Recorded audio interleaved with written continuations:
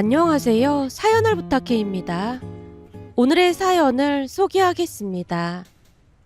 새언니가 첫 인사를 다녀간 뒤 엄마가 궁금증 가득한 표정으로 저를 바라보며 입을 뗐어요. 한문학과 나왔다는 건 처음 들었네. 넌 알고 있었어? 제가 고개를 살짝 갸웃하며 기억을 떠올렸습니다. 오빠가 언제 한번 과가 좀 특이하다고 말하긴 했던 것 같아. 근데 그게 뭐가 중요하겠어. 제 말을 듣고도 여전히 놀라운 표정을 감추지 못했어요. 한문 공부가 참 힘들 텐데 그 어려운 걸 전공했다고 하니까 신기해서 그렇지. 대단하네. 엄마는 마치 새언니의 전공이 아주 특별한 세계의 이야기라도 되는 것처럼 연신 감탄사를 외쳤습니다. 한문학을 전공해서 그런지 말투도 어딘가 참 고상하고 다르더라. 요즘 사람들은 한문 잘 모른다고 하던데 진짜 대단하네. 제가 웃으며 대꾸했어요. 그러게, 뭔가 좀 말투가 다른 것도 신기하긴 하더라고. 요즘 젊은 사람 중에 그런 학문을 배우는 사람이 얼마나 있겠니? 공부도 공부지만 참 독특하고 멋진 사람이구나 싶더라고. 엄마가 새언니를 다시 보게 됐다는 듯 살짝 웃었는데요. 혹시나 과가 특이하다고 이상하다는 생각을 할까 걱정을 했지만 엄마는 오히려 대단하다는 표정이었습니다. 그렇게 오빠와 새언니가 결혼한 지 몇 달이 지났을 무렵 가족이 한자리에 모였어요. 엄마가 눈치를 살피다 새언니에게 조심스럽게 말을 꺼냈습니다. 예, 내가 궁금한 게 있는데 물어봐도 될까? 새언니가 밝은 미소로 대답했습니다. 네, 어머님, 물어보셔도 돼요. 엄마가 망설이더니 본론을 꺼냈어요. 다른 게 아니라 그 많고 많은 학과 중에서 왜 하필 한문학과를 간 거니? 엄마의 말을 듣다가 깜짝 놀라 제가 새언니를 대신해 나섰습니다. 엄마, 그런 걸 뭐하러 물어봐? 엄마를 향해 눈을 흘기고 있었지만 새언니가 웃으며 말렸습니다. 아가씨, 괜찮아요. 곧 새언니가 차분한 목소리로 이야기를 시작했습니다. 할아버지께서 한문에 조예가 깊으셨거든요. 어릴 때 우리 남매한테 한자를 자주 가르쳐 주셨는데 저만 관심을 보였어요. 그러다 보니 할아버지가 먹을 직접 갈아서 한자를 쓰기도 하셨고 제가 옆에서 먹을 갈아드리기도 하면서 점점 친숙해졌던 것 같아요. 참 신기하네. 엄마가 새언니를 빤히 바라보자 잠시 말을 멈추더니 새언니가 천천히 말을 이어갔습니다. 할아버지 시절에는 공부하기가 정말 어려운 환경이었잖아요. 그래서 한문 공부라도 열심히 하셨다고 하시더라고요. 한 번은 할아버지께서 한문학과도 있냐고 물으시길래 제가 있다고 했더니 나도 한문학과에 갔으면 잘했겠지라고 하시면서 많이 아쉬워하셨어요. 어린 제 눈에도 할아버지께서 아쉬워하시는 모습이 잊혀지지 않았고 그때부터 더 관심을 갖게 됐던 것 같아요. 그 이후에는 할아버지께서 이루지 못한 꿈을 제가 대신 이루고 싶다는 생각도 들었고요. 새언니의 이야기에 엄마가 크게 감동한 표정으로 물었습니다. 참 대단하고 기특하네. 그럼 대학에 합격했을 때 할아버님께서 정말 많이 기뻐하셨겠네. 그 순간 엄마의 눈시울이 붉어지고 있는 걸 보고 저도 덩달아 뭉클해졌는데요. 새언니가 약간 쑥스러운 듯 웃으며 대답했습니다. 엄청 좋아하셨어요. 덩실덩실 춤까지 추셨거든요. 나중에 학교도 구경시켜드렸고요. 덕분에 문해력도 좋아져서 공무원 시험도 한 번에 붙었던 것 같아요. 다 할아버지 덕분인 것 같아요. 엄마가 감탄을 멈추지 못하며 감동한 목소리로 말씀하셨어요. 그렇지. 공무원 시험이 쉬운 시험도 아닌데 정말 대단하다. 할아버님께 얼마나 큰 기쁨을 드렸을지 눈에 훤하네. 그날 이후 엄마는 새언니를 대할 때마다 자랑스러움을 감추지 못하셨어요. 가족들이 모일 때면 새언니 이야기를 꺼내며 한문학과에 대해 자랑하셨고 새언니를 더욱 아껴주셨거든요. 어느 날은 새언니가 집에 들러 엄마가 만들어준 반찬을 챙겨가던 중이었는데요. 주방에서 반찬통을 정리하던 새언니가 조심스럽게 입을 열었습니다. 어머님, 항상 이렇게 챙겨주셔서 정말 감사해요.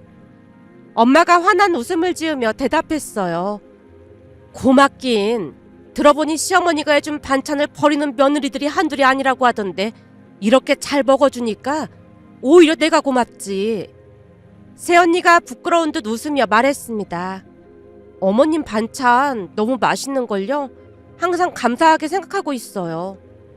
그러더니 잠시 망설이다가 새언니가 진심 어린 이야기를 꺼냈습니다. 사실은 그동안 제가 한문학과를 나왔다고 하면 다들 이상한 눈으로 바라보는 경우가 많았거든요. 그런데 첫 인사 왔던 날 어머님, 아버님, 그리고 아가씨가 저를 칭찬해 주셔서 그날 집에 가서 입을 뒤집어 쓰고 혼자 울었어요. 엄마가 깜짝 놀라 물었습니다. 집에 가서 울었다고? 새언니가 고개를 끄덕이며 부드럽게 웃었어요. 네, 그런데 슬퍼서 울었다기보다는 너무너무 행복해서 울었어요. 아무도 알아주지 않는 그런 과였는데 따뜻하게 말씀해 주셔서 정말 감사했어요. 엄마가 따뜻한 미소로 새언니를 바라보며 말했습니다. 우린 진짜 대단하다고 생각해서 그랬던 것뿐이야. 거기다 우리 영훈이는 2번이나 떨어진 7급 공무원 시험을 넌 한 번에 붙었잖니. 그게 보통 어려운 일이 아니잖아. 우리 영훈이한테는 네가 너무 가분한 거지. 새언니가 고개를 숙이며 진심 어린 목소리로 대답했어요. 어머님, 정말 감사합니다. 앞으로 저도 더 잘할게요. 그 순간 주방에 있던 우리 모두 눈시울을 붉혔는데요.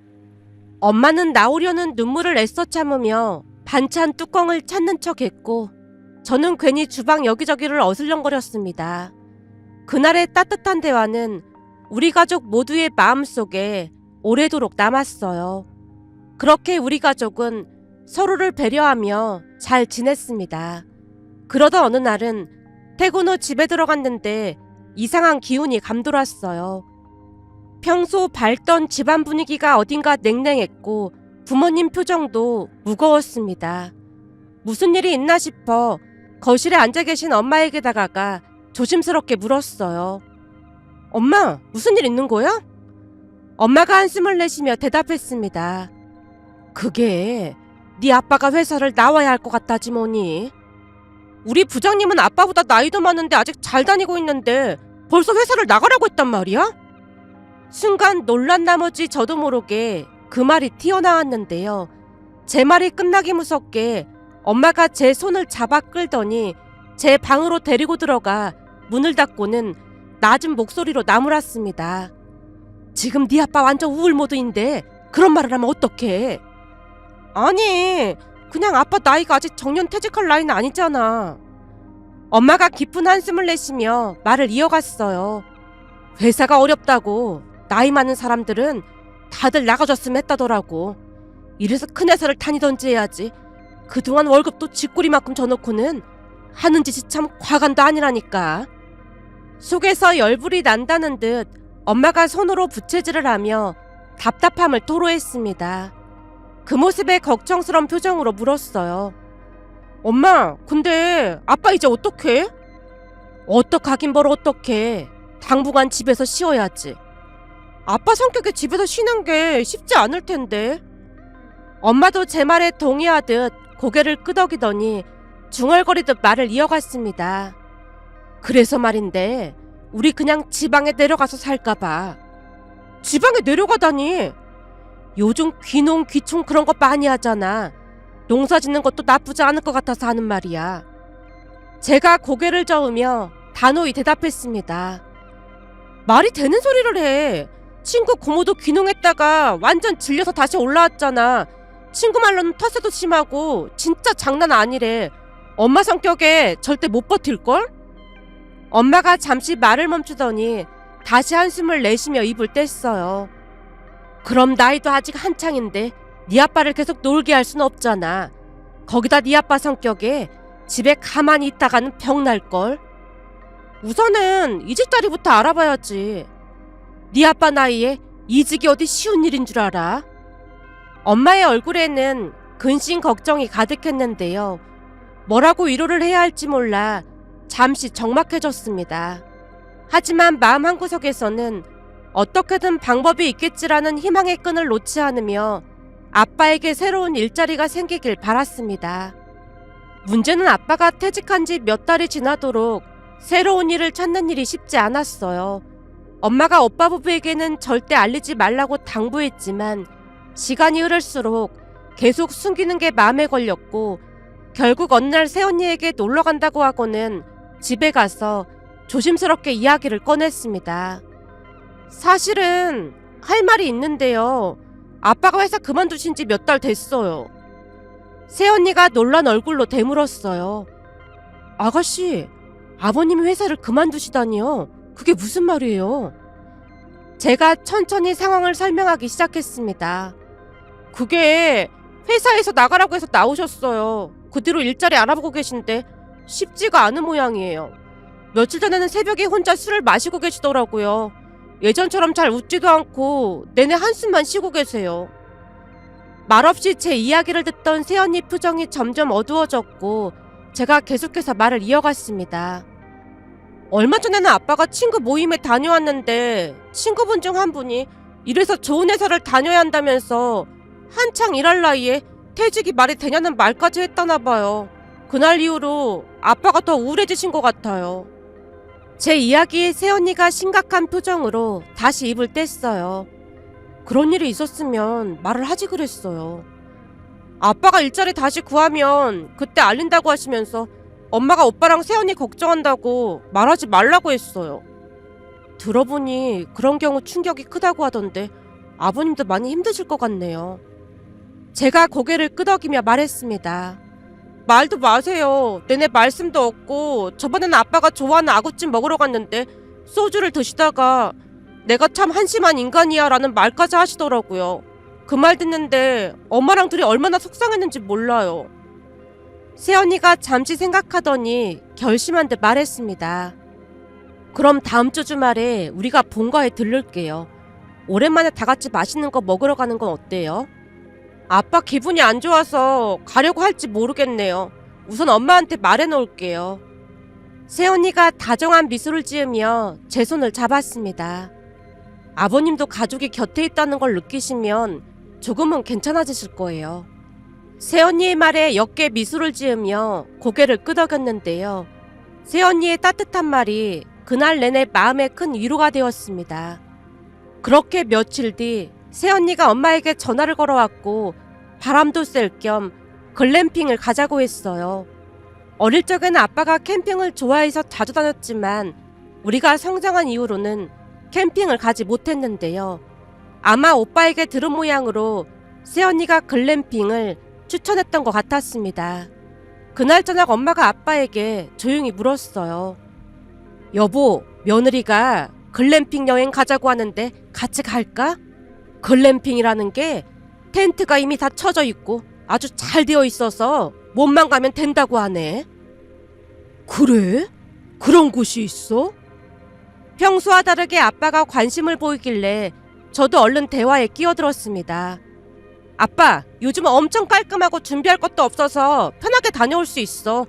나도 친구들이랑 가봤는데 진짜 좋았어. 제가 나서서 거들자 아빠가 눈치를 살피다 입을 뗐어요. 그럼 한번 가볼까?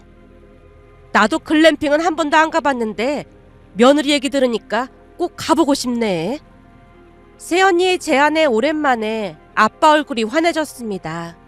그렇게 며칠 뒤 우리 가족은 다 함께 글램핑장으로 향했는데요. 도착하니 경치도 좋아서 상쾌한 기분마저 들었습니다. 그날 저녁 바베큐 파티를 하면서 새언니가 마시멜로를 구워 아빠에게 드리며 말했어요. 아버님, 이 사람이 예전에 아버님이 캠핑 데리고 다녔던 기억이 너무 좋았다면서 얼마나 자랑을 했는지 몰라요. 정말 그랬단 말이야? 그럼요. 그때가 가장 행복했던 시간이라고 했는걸요. 저도 그 말에 동의하며 추억을 꺼냈어요. 맞아, 아빠. 나도 그때가 진짜 좋았어. 캠핑 다니면서 아빠랑 낚시도 하고 계곡에서 물놀이도 하고, 그래서 나중에 나도 결혼하면 애들 데리고 캠핑 다닐 생각이거든. 그러자 오빠도 거들었습니다. 저도요.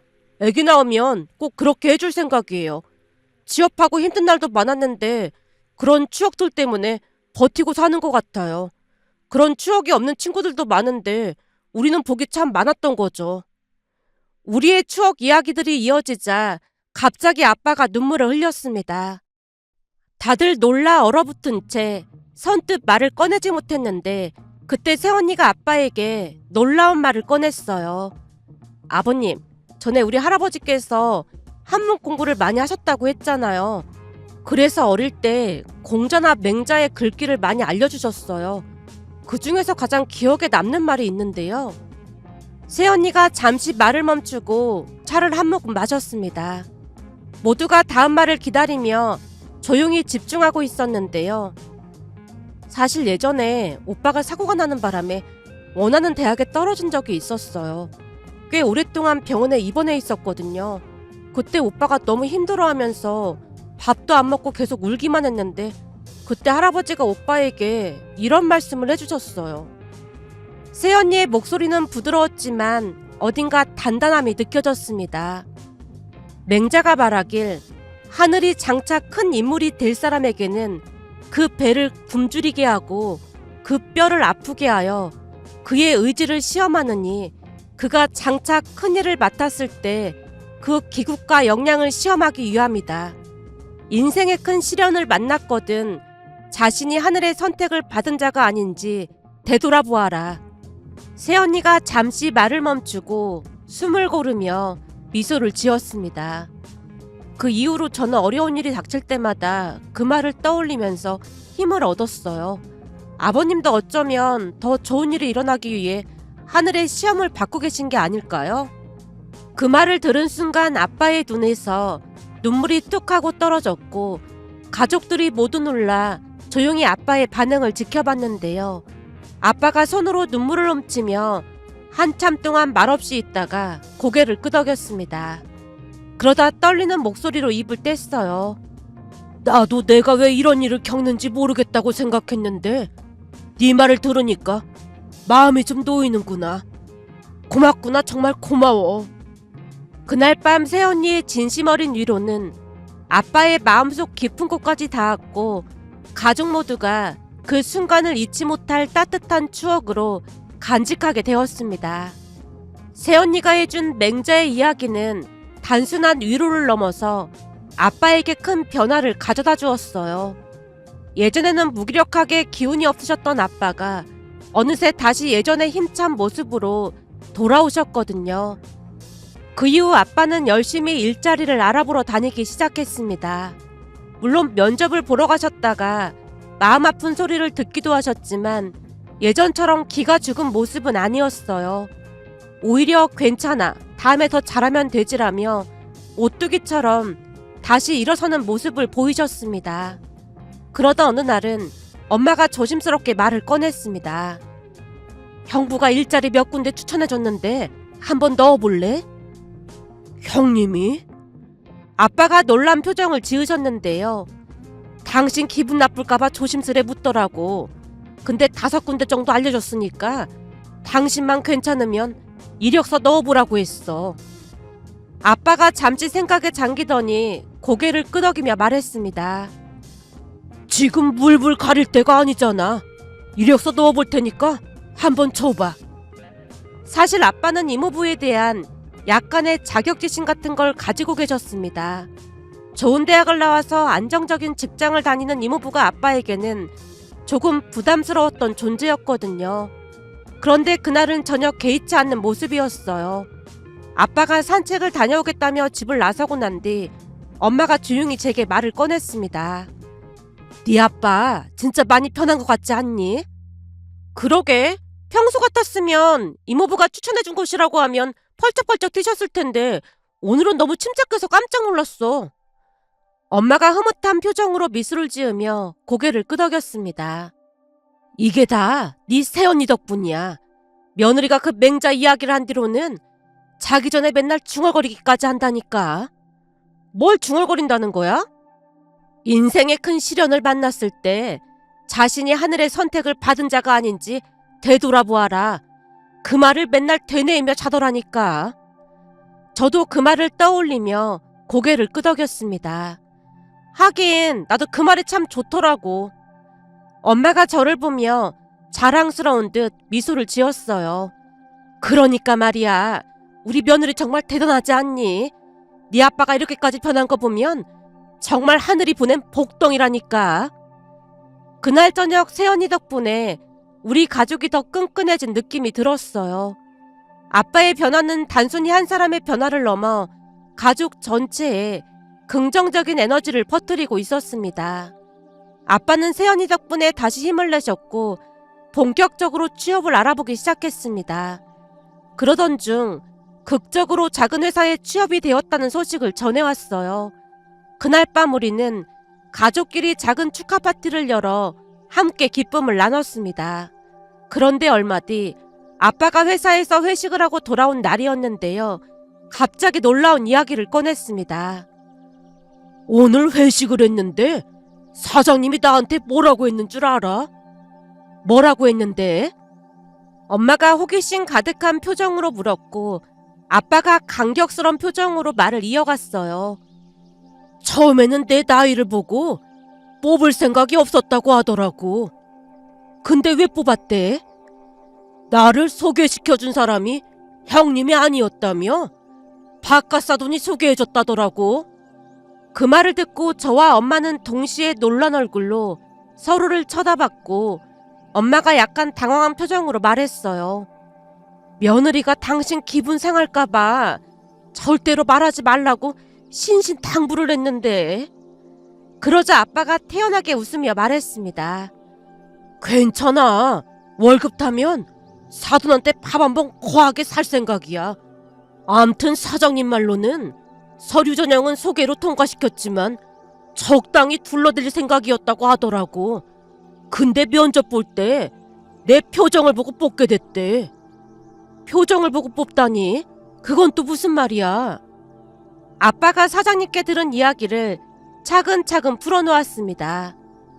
사장님 말로는 나이 많은 사람을 채용하지 않는 이유 중 하나가 재력이나 능력 때문이 아니래. 오히려 나이 많은 사람들은 능숙함이나 경험 덕분에 젊은 사람들보다 능력은 더 뛰어나다는 거야. 근데 문제는 꼰대 기질 때문에 대부분 선호하지 않는다고 하더라고. 엄마가 고개를 갸우뚱하며 물었습니다. 꼰대 기질이라니? 그게 뭔데? 흔히 말하는 라떼는 말이야라고 젊은 사람들을 가르치려고 들고 잔소리하거나 고집 부리는 거 있잖아. 그런 게 직원들 간의 융화를 방해해서 문제라고 하더라고. 그런데 면접 때 나는 그런 느낌을 전혀 주지 않았대. 그리고 회사에 피가 된다면 주저없이 말씀해달라고 했던 것도 굉장히 마음에 들었대. 거기다 옷차림에서도 젊은 감각이 느껴져서 더 마음에 들었다고 하더라고. 아빠의 말에 엄마가 활짝 웃으며 말했습니다. 거봐, 며느리가 그 옷 잘 어울린다고 했잖아. 이래서 집안에 사람이 잘 들어와야 한다니까. 이게 다 며느리 덕분이야. 아빠도 환하게 웃으며 맞장구를 쳤어요.